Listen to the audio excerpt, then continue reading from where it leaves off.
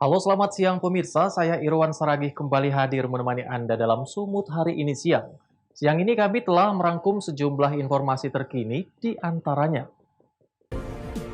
1,64 juta surat suara pilkada tiba di Medan. TNI Angkatan Laut amankan kapal angkut 17 TKI ilegal di Asahan. Cawabuk Rospita dapat petuah dari Eporus GKPS.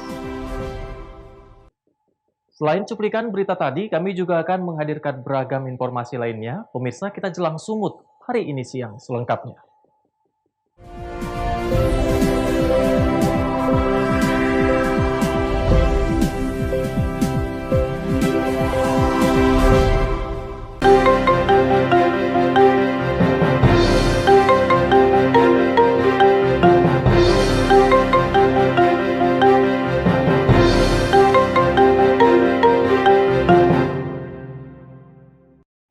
Kita ke informasi pertama pemirsa, sebanyak 1,64 juta surat suara pilkada wali kota dan wakil wali kota Medan tahun 2020 tiba di eks Bandara Polonia Medan. Surat suara tersebut diangkut menggunakan truk milik PT Pos Indonesia.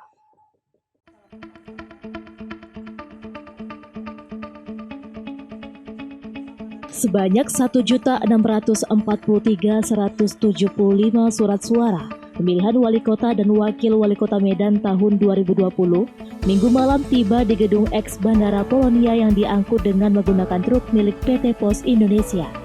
Setibanya di eks Bandara Polonia, truk yang bermuatan surat suara disemprot dengan menggunakan cairan disinfektan untuk mengantisipasi penyebaran COVID-19.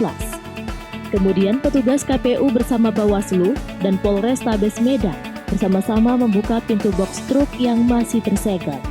Satu persatu kotak surat suara diangkut ke dalam gedung eks Bandara Polonia dengan menggunakan troli yang disaksikan langsung oleh Komisioner KPU Bawaslu Kota Medan dan Kapolrestabes Medan. Surat suara yang tiba dari percetakan Temprina Media Grafika yang berasal dari Kota Bekasi sebanyak 1.643.175 lembar surat suara, terdiri dari 1.601 jumlah daftar pemilih tetap, ditambah 2,5% surat suara cadangan.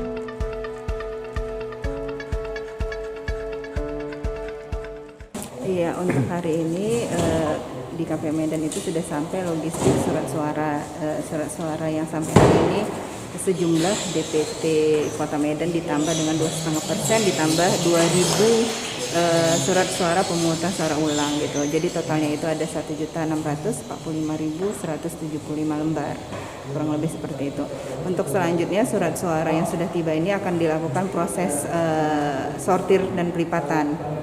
Jadi rencananya KPU Kota Medan itu akan memulai proses sortir dan lipat itu di hari Selasa. Targetnya kurang lebih paling lama 6 hari bisa tuntas dikerjakan. Rencananya pihak KPU Kota Medan akan melakukan pelipatan dan sortir surat suara pada hari Selasa dan ditargetkan akan selesai pada 5 hingga 6 hari mendatang. Daniel Pekuali melaporkan untuk Eva Rina TV.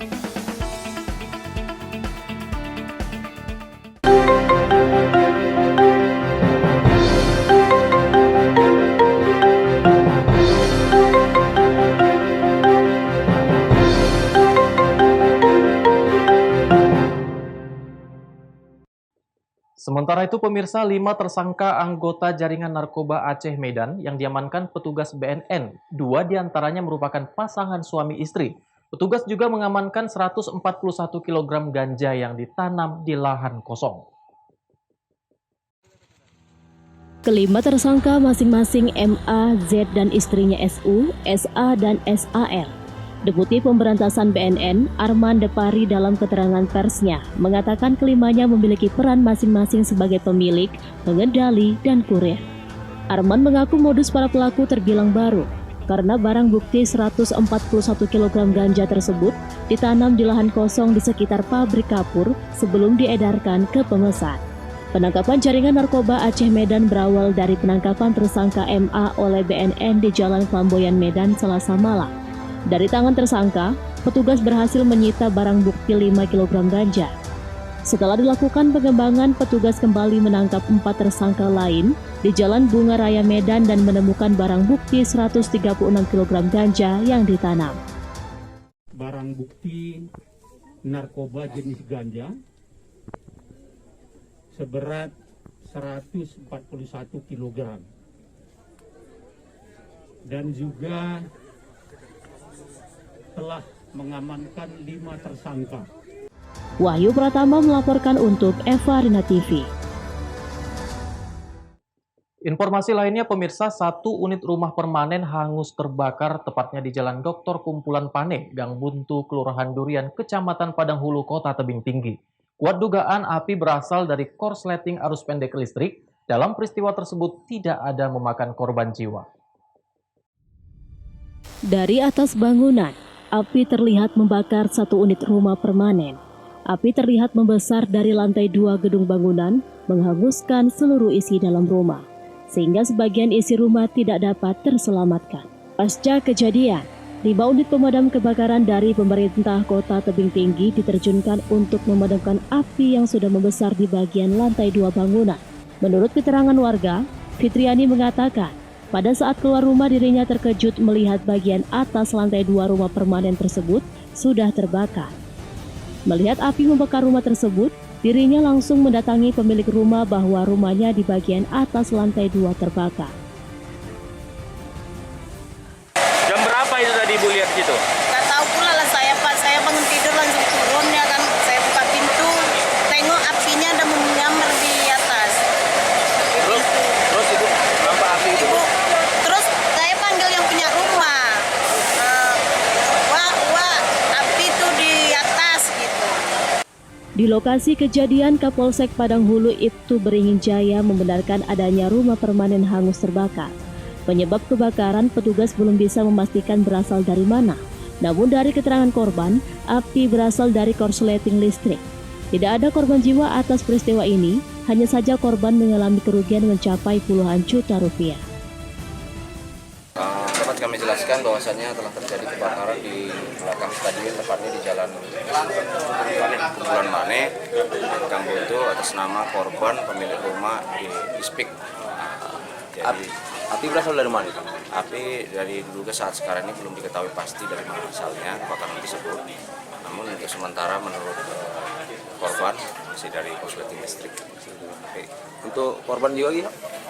Korban jiwa untuk saat ini masih nihil, belum ada, hanya korban material aja. Kerugian mungkin sekitar lebih kurang, prediksi daripada korban masih 50 juta. Hingga kini kasus kebakaran ini sudah ditangani pihak dari Polsek Padang Hulu Kota Tebing Tinggi. Guna penyelidikan lebih lanjut, kepolisian juga memberikan bantuan kepada korban berupa sembako untuk meringankan beban korban. Alex Garingging melaporkan untuk Eva Rina TV. TNI Angkatan Laut amankan kapal angkut 17 TKI ilegal di Asahan, beritanya akan hadir sesaat lagi.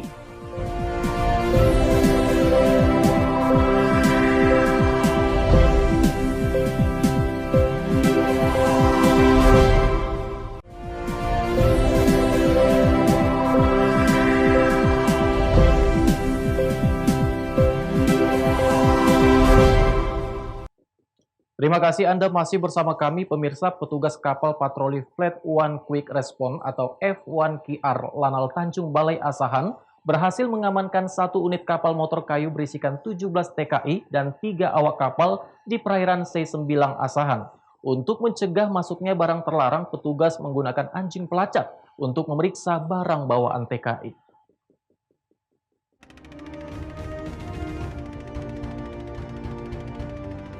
Petugas kapal patroli F1QR Lanal Tanjung Balai Asahan berhasil mengamankan satu buah kapal motor kayu di perairan C9 Asahan.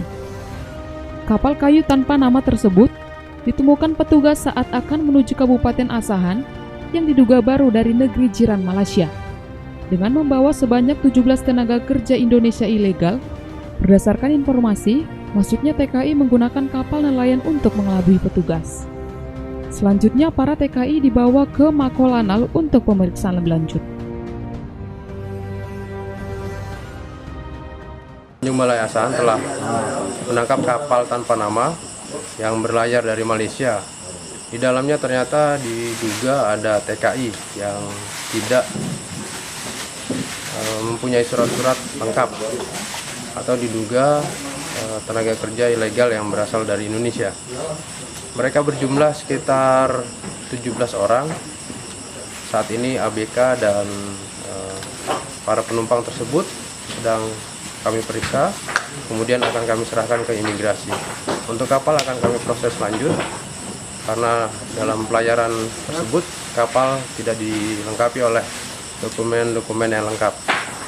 Selanjutnya kami koordinasi dengan imigrasi dan juga dinas kesehatan untuk mengecek kesehatan mereka sebelum mereka diserahkan ke imigrasi.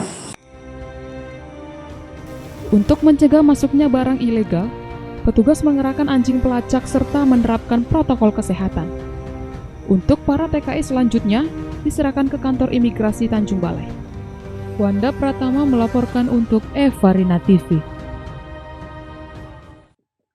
Informasi berikutnya, pemirsa, pemerintah Kabupaten Toba, Sumatera Utara melalui Dinas Pertanian menerima 53 unit bantuan alat pertanian berupa hand traktor dari Kementerian Pertanian tahun 2020. Sebelumnya, Dinas Pertanian mengajukan permohonan bantuan Al-Sintan berupa hand traktor sebanyak 880 unit sesuai jumlah kelompok tani yang ada di Kabupaten Toba. Namun pihak kementerian hanya merealisasikan 53 unit. Barang yang baru tiba pada 9 November lalu ini rencananya akan dibagikan kepada para kelompok tani sebelum akhir tahun 2020. Pelaksana tugas Kepala Dinas Pertanian Kabupaten Toba, Jerry Silain, mengatakan, para calon penerima bantuan tersebut telah didata sebelumnya. Jadi kemarin kita Kabupaten Toba atas nama kelompok tani dapat bantuan hand traktor dari Kementerian Pertanian sebanyak 53 unit.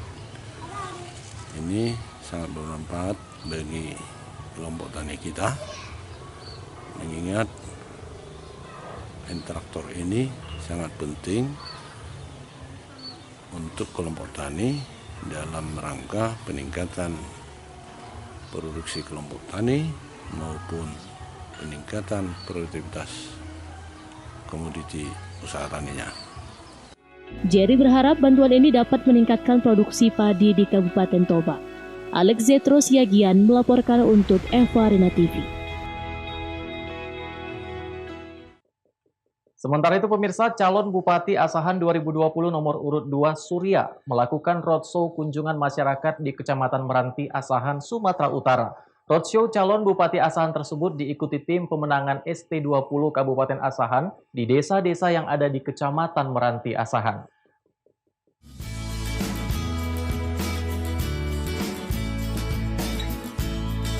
Kegiatan roadshow pada Pilkada Bupati Asahan 2020 yang dilaksanakan Surya ini bertujuan untuk mengenalkan calon Bupati Asahan dengan bertatap muka langsung kepada masyarakat.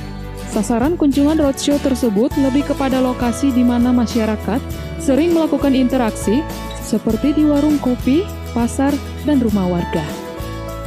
Kedekatan masyarakat terlihat begitu akrab bersama Surya. Saat bertatap muka langsung, canda tawa dan gurauan pun memecah suasana tanpa ada jarak. Meski kegiatan Pilkada Bupati Asahan 2020 kali ini di tengah pandemi COVID-19, namun Surya dan tim pemenangan ST20 tetap menjalankan himbauan protokol kesehatan dengan menggunakan masker dan mencuci tangan di tempat lokasi kegiatan yang sudah disediakan. Surya berharap kedatangannya tersebut dapat membawanya menang pada Pilkada Bupati Asahan 2020 nantinya. Namun kemenangan itu bukan kemenangan pribadinya, melainkan untuk kemenangan masyarakat Asahan.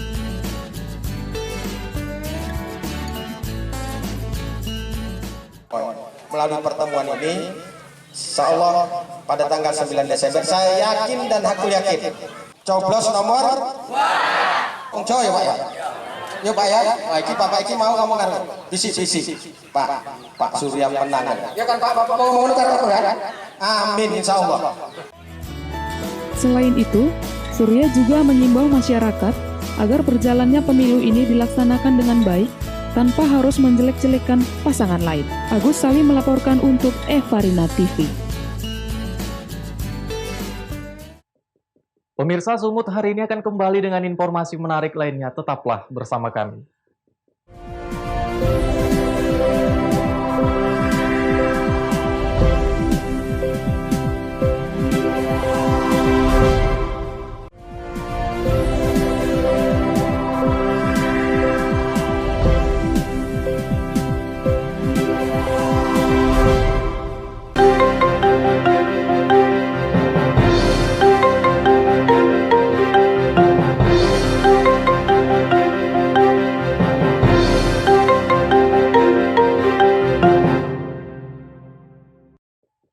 Terima kasih Anda masih bersama kami, pemirsa. Calon Wakil Bupati Simalungun Rospita Sitorus mendapat petuah dan nasihat dari Eporus GKPS Pendeta Rumanja Purba. Hal ini disampaikan Eporus saat menghadiri pertemuan temu ramah diskusi bersama lembaga keumatan Kristen seperti GAMKI dan GMKI.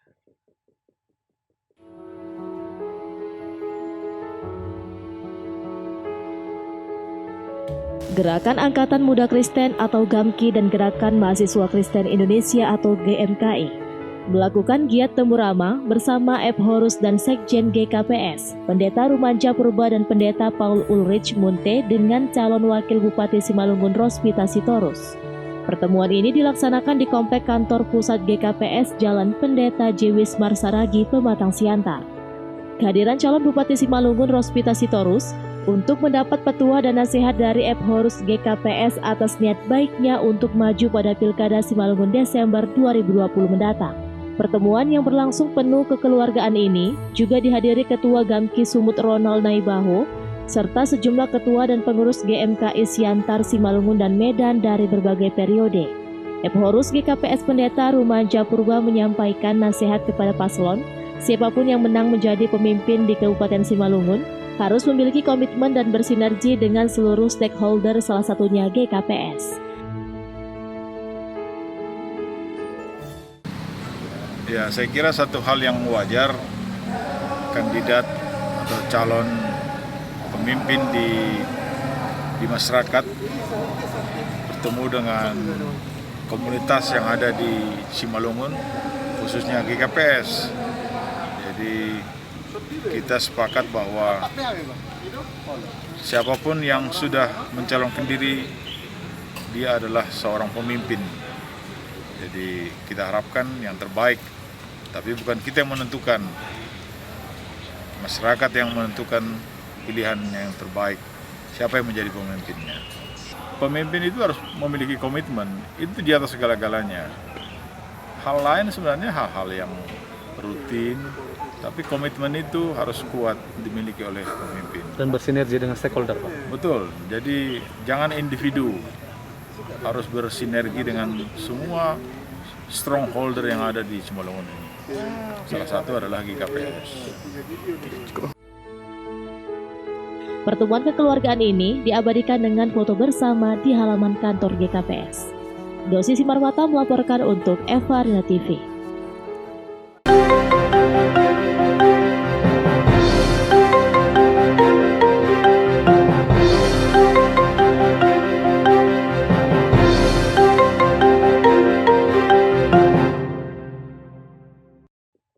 Informasi berikutnya pemirsa, guna melestarikan sumber mata air, Perum Perhutani Kesatuan Pengelolaan Hutan Lumajang, Jawa Timur menggelar aksi tanam pohon di areal hutan lindung Gunung Lemongan, Kelakah. Perhutani mengajak puluhan pelajar sebagai ajang edukasi pentingnya menjaga alam sejak dini.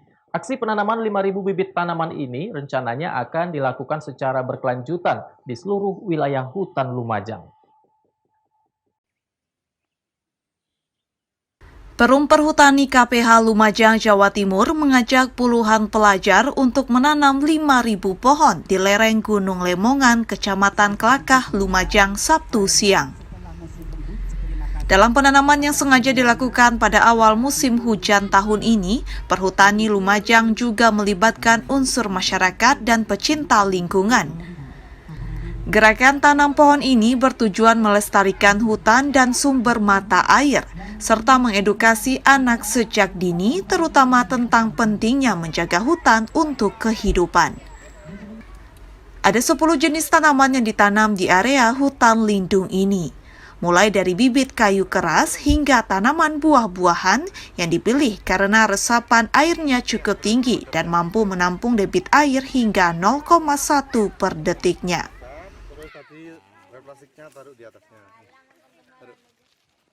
Sebagai sarana edukasi dan menumbuhkan rasa cinta terhadap alam. Ya. Ini pelestarian alam, lingkungan, dan yang paling utama itu supaya mata air itu lestari. Iya, karena biar banyak pohon, biar berkembang dia. Biar kenapa? Biar hutan tidak gendut. Rencananya aksi penanaman pohon di musim tanam kali ini akan berlangsung setiap akhir pekan, terutama di kawasan hutan lindung di Gunung Lemongan dan berpindah dari petak satu ke petak lainnya. Dari Lumajang, Jawa Timur, Hamka Agung, Kantor Berita Antara mewartakan. Pemirsa, informasi tadi sekaligus mengakhiri pertemuan kita dalam Sumut hari ini siang. Saya Irwan Saragih mewakili kerabat kerja yang bertugas pamit undur diri dari hadapan Anda. Terima kasih atas kebersamaannya dan sampai jumpa.